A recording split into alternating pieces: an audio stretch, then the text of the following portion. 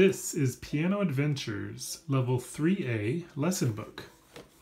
I'll be playing Yellowbird on pages 14 and 15. This has some really fun rhythms and just a really charming melody. I'll play through it and then I'll mention a few things that will help you as you practice. Repeat that first measure.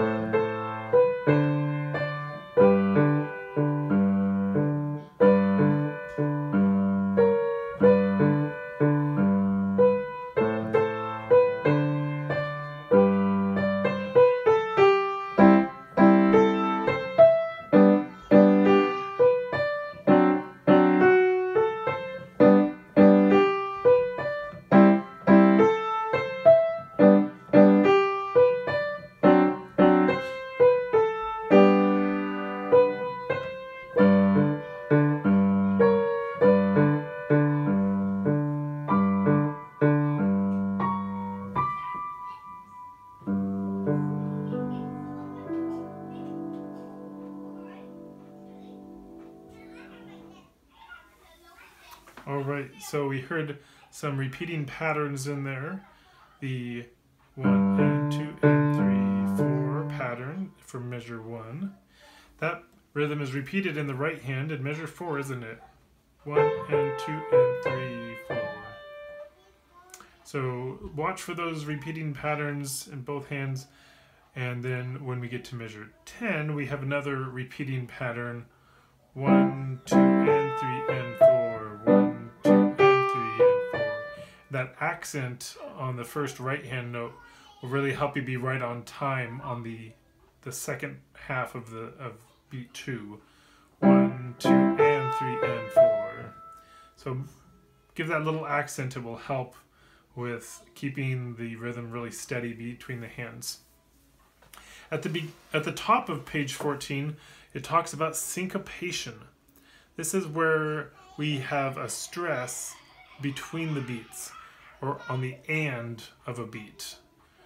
And we hear this syncopated rhythm a lot. We just looked at two of them. 1, 1 and 2 and 3, 4. Ba, ba, ba, ba. That quarter note on the second part of beat 1 gives us a syncopated feel. We feel more of an emphasis here instead of right on the beat.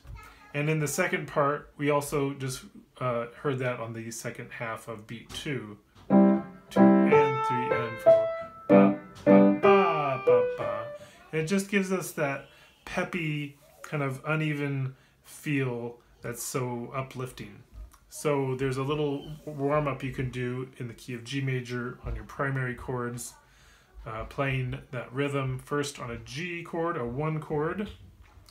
1, 2 and 3 and 4 and 1 and 2 and 3 and 4 and 1 and 2 and 3 and 4 and 1 and 2 and 3 and 4 and then playing on a 4 chord. 1 and 2 and 3 and 4 and 1 and 2 and 3 and 4 and 1 and 2 and 3 and 4 and 1 and 2 and 3 and 5, 7 chord.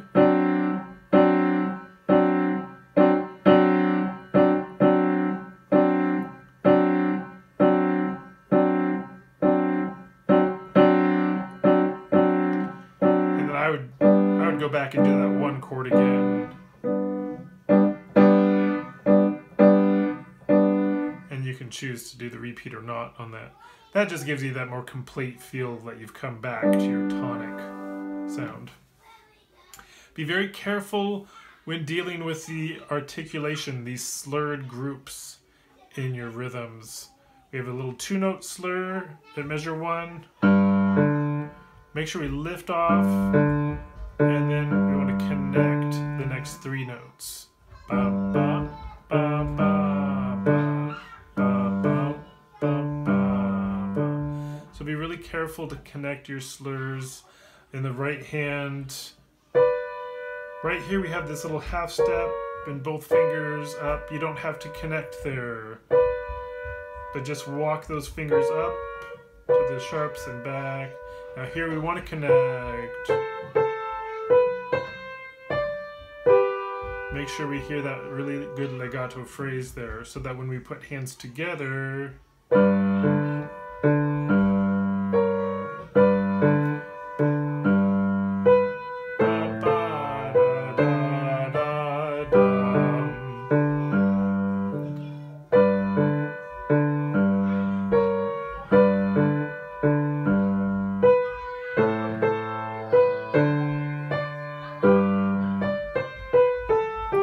doing slow practice really helps us to fine-tune the slurs and hearing the legato sound and really getting that articulation.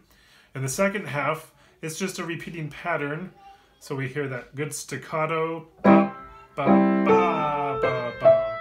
Don't hold on to the left hand. It's going to be very tempting to, and it doesn't sound bad, so if you do it, it's not going to sound bad, but to keep it clean,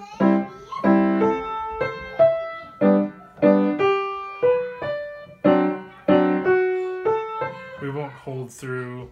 We just want a good pop on that staccato and then a good accent in the right hand. Write your Roman numerals in under the left hand chords. It measures 10 all the way to measure 17. You're going to be having 1, 4, and 5, 7 chords. So you may want to just go through and play those chords in the left hand so you can be really secure on those changes. Also notice the position change in the right hand. Measure 10, 11, 12. Get that thumb right up to that F sharp. Back to that 1 chord. Just 3 positions. Here we stay. And then at the end, the same patterns we had from the beginning. Octave higher, softer, damper pedal 2, 3, and 4. And just really slow down those last 8th notes. Hold on to that fermata as long as you want. It's just a really great sound. So enjoy it, and just make some really nice, beautiful sounds with Yellowbird.